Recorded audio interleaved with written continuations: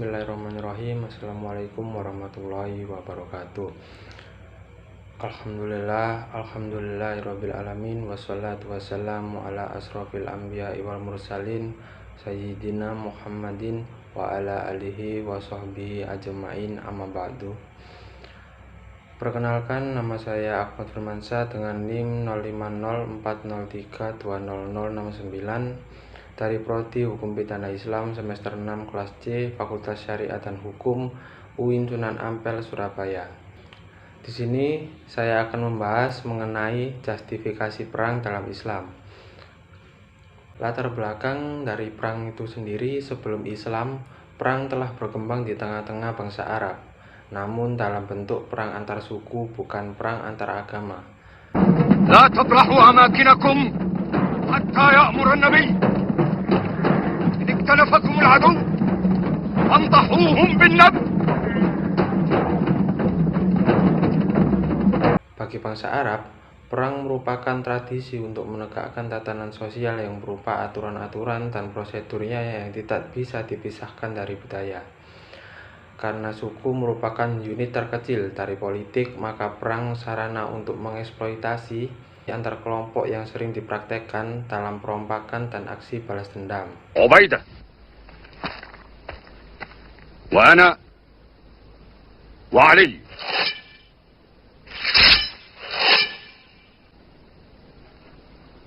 يقول رسول الله والذي نفس محمد بيده لا يقاتلهم اليوم رجل فيقتل صابرا محتسبا مقبلا غير مدبر إلا أدخله الله الجنة. هل نحن نظراؤكم؟ لا إله إلا الله محمد رسول الله.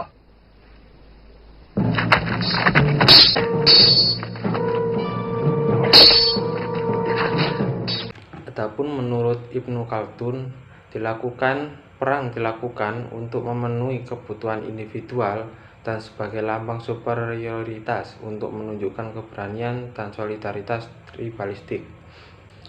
Selanjutnya, arti perang sendiri merupakan perlawanan antara dua kubu atau lebih yang menyerang satu sama lain dengan menggunakan senjata. Terjadinya perang menimbulkan dampak negatif yang berskala besar karena memakan banyak jiwa dan harta. Islam membolehkan perang apabila karena sudah dalam keadaan yang mendesak. Apabila terjadi konflik, kita tidak boleh langsung melakukan perang selama keadaan tidak mendesak. Adapun dasar hukum diperbolehkannya perang dalam Islam, yakni dalam surat Al-Hajj ayat 39 yang berbunyi, telah diizinkan berperang bagi siapa yang diperangi karena sesungguhnya mereka telah dianiaya dan sesungguhnya Allah benar-benar Maha Kuasa menolong mereka itu. Peperangan yang disyariatkan dalam Islam diistilahkan dengan jihad. Jihad secara istilah ialah mengorbankan tenaga dan mengerahkan kekuatan untuk berperang di jalan Allah dengan jiwa, raga, harta benda, dan perkataan. Jihad telah disyariatkan untuk meninggikan kalimat Allah, menjunjung tinggi agama, dan mencapai ridhonya. Baik, kita langsung saja masuk ke dalam materi pokok, yakni materi tentang justifikasi perang dalam Islam.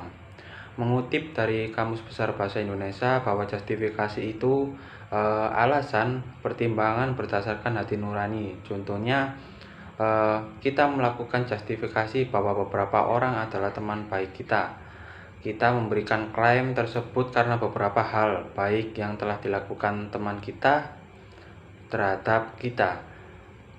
Lalu secara istilah, justifikasi ini berarti menyediakan dasar, bukti, dan penalaran untuk meyakinkan orang lain atau mengajak diri sendiri bahwa suatu klaim atau pembenaran ini adalah benar. Jadi dalam hal ini, justifikasi perang dalam Islam maksudnya ialah apa-apa alasan yang diperbolehkannya perang dalam Islam. Dalam Islam, peperangan diperbolehkan jika sifatnya defensif untuk membela diri.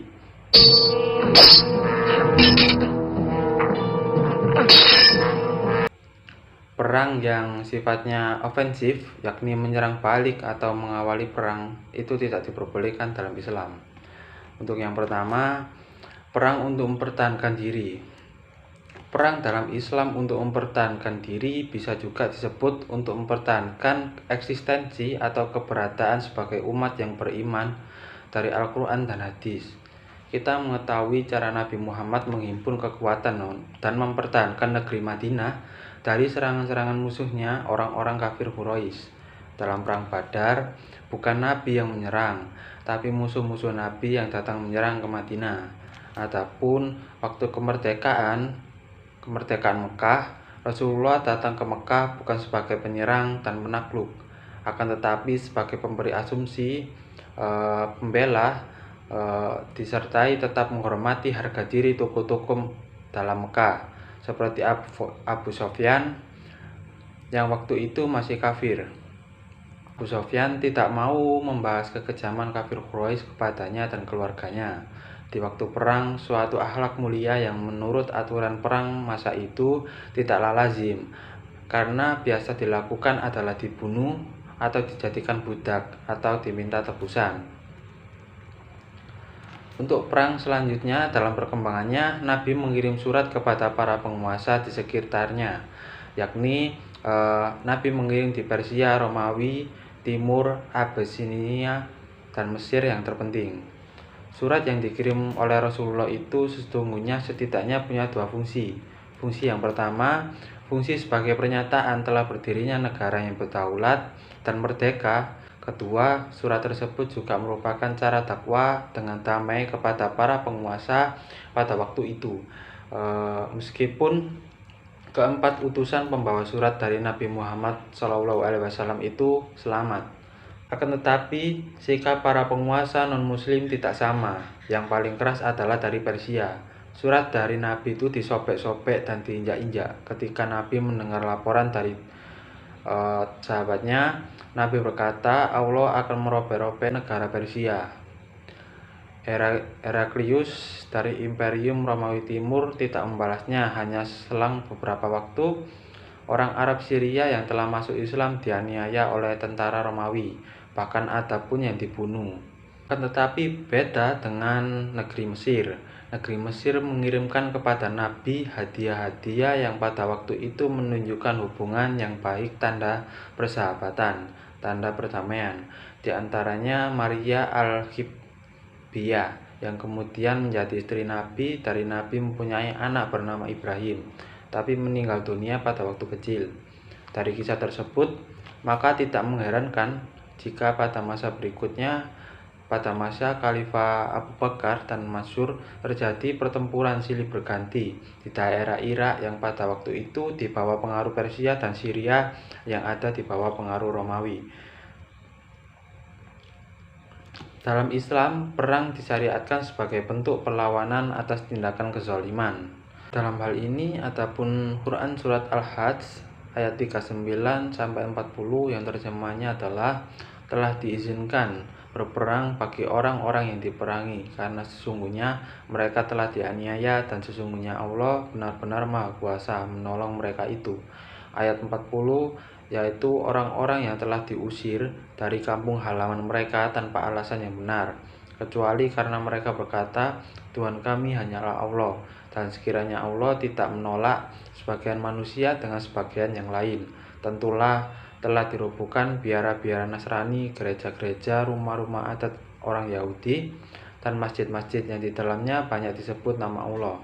Sesungguhnya Allah pasti menolong orang-orang yang menolong agamanya. Sesungguhnya Allah benar-benar Maha Kuat lagi Maha Perkasa. Selanjutnya, para ahli tafsir berpendapat pada Quran Surat Al-Hajj ayat 39-40 pasca hijrah sebagai ayat pertama tentang perintah berperang bagi kaum muslimin. Kata uzina di awal ayat berarti diizinkan atau dibolehkan. Artinya bahwa umat Islam diberi izin untuk berperang, mempertahankan keberadaan mereka sebagai umat yang beragama. Izin tersebut diberikan Allah Subhanahu wa Ta'ala karena mereka sebagai umat Islam telah dizolimi, disiksa, ditahan dan dihalangi untuk menjalankan ajaran agama Allah. Sejarah Islam mengisahkan tentang kebiadaban dan kezaliman yang dilakukan oleh orang-orang musyrik Mekah, oleh orang-orang kafir Quraisy, begitu rupa sehingga ayat yang memerintahkan perlawanan ini diturunkan oleh Allah Subhanahu wa taala. Sementara menurut Asy-Syaukani dalam kitabnya Fath al-Qadir menjelaskan pendapat yang senada dengan As-Sam'ani bahwa izin berperang diberikan kepada umat Islam karena mendapatkan perlakuan buruk dari orang-orang musyrik terlebih dahulu. Umat Islam mendapatkan cacian, penyiksaan, penyekapan. Karena itulah Allah memerintahkan perang melawan mereka, kaum musyrik, untuk mempertahankan keberadaan umat Islam sebagai kaum yang beriman, kaum yang beragama. Come on!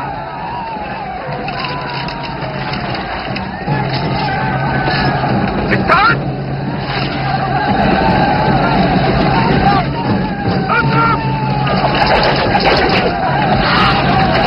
Kemudian yang kedua ada perang untuk menjajah.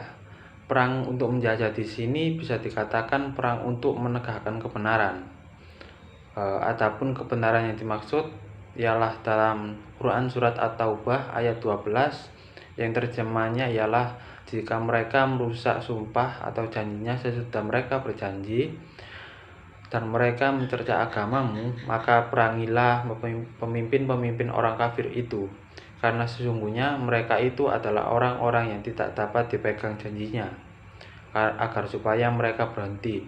Ayat ini menjelaskan perintah perang melawan para pemimpin kaum musyrik, suku Nadir dan Qainuqa, serta kaum Yahudi Quraisy. Perintah tersebut sebagai jawaban atas respon jika mereka mengingkari janji yang telah disepakati bersama umat Islam.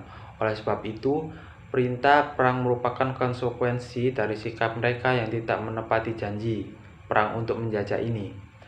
Adapun contoh ketika perjanjian traktat politik bernama Piagam Madinah yang dibuat antara Nabi Muhammad atas nama umat Islam dengan orang-orang musyrik, suku Nadir dan Qainuqa. Maka dalam hitungan bulan itu mereka melanggarnya. Alih-alih bekerja sama membantu umat Islam sebagai sama warga Madinah, orang-orang musyrik dan Yahudi Madinah itu justru membangun aliansi dengan orang-orang musyrik Mekah untuk memerangi umat Islam. Atas peristiwa tersebut, maka meletuslah sejumlah peperangan antara orang Islam dengan orang Yahudi yang pada akhirnya menyebabkan orang-orang Yahudi terlempar dari tanah Madinah. Sejak itu hingga sekarang, Madinah tidak lagi menjadi hunian orang-orang Yahudi dan orang-orang musyrik. Untuk yang selanjutnya, yang ketiga, perang untuk membebaskan penjajahan. Disebutkan pada Quran surat An-Nisa ayat 75 bahwa perang bisa dilakukan untuk menentang terjadinya penindasan yang dialami oleh kaum muslimin atau dengan kata lain membebaskan penjajahan. Terjemahan dari Quran surat An-Nisa ayat 75 yakni, mengapa kamu tidak mau berperang di jalan Allah dan membela orang-orang yang lemah, baik laki-laki, wanita-wanita maupun anak-anak yang semuanya berdoa. Ya Tuhan kami, keluarkanlah kami dari negeri ini, Mekah, yang zalim penduduknya, dan berilah kami pelindung dari sisi Engkau dan berilah kami penolong dari sisi Engkau. Ayat tersebut menjelaskan perintah perang di jalan Allah untuk membebaskan orang-orang Islam yang lemah, yang mengalami penindasan dan penyiksaan di tangan orang-orang kafir Quraisy. Menurut An-Nasafi, Quran surat An-Nisa ayat 75 ini menjelaskan bahwa berperang untuk membebaskan kaum lemah dan tertindas adalah termasuk perang di jalan Allah. Mereka diperbolehkan untuk perang di jalan Allah. Mereka adalah orang-orang Islam di Mekah yang dihalangi, disiksa oleh kaum musyrik untuk berhijrah. Al-Qurtubi berpendapat dalam kitabnya Al-Jami' li Al-Hakam Al-Quran Al-Karim bahwa ayat dalam surat An-Nisa ayat 75 ini merupakan dorongan berjihad untuk membebaskan orang-orang Islam yang berada dalam kekuasaan orang-orang kafir yang musyrik yang telah menyiksa mereka dengan sangat pedih. Allah memerintahkan perang ini untuk menyelamatkan hamba-hambanya yang lemah. Langkah tersebut menurut Al-Qurtubi harus dilakukan meski berakibat pada jatuhnya korban dari pihak Islam. Al-Qurtubi menegaskan lagi bahwa membebaskan tahanan menjadi kewajiban masyarakat muslim baik dengan cara berperang maupun dengan menebus harta kekayaan. Adanya perang untuk membebaskan penjajahan ini bertujuan untuk menghentikan persekusi atas dasar agama terhadap minoritas Muslim di Mekah pada waktu itu dan membebaskan tawanan perang Muslim dan Zimmi. Di samping itu, untuk menghentikan persekusi atas dasar agama terhadap minoritas Muslim dan membebaskan tawanan perang Muslim dan Zimmi, Al-Qaradawi menambahkan bahwa dengan memperhatikan ayat ini, negara Islam harus berperang untuk menyelamatkan minoritas non-Muslim apabila mereka membutuhkan bantuan Islam. Yang selanjutnya ialah perang untuk membalas serangan musuh.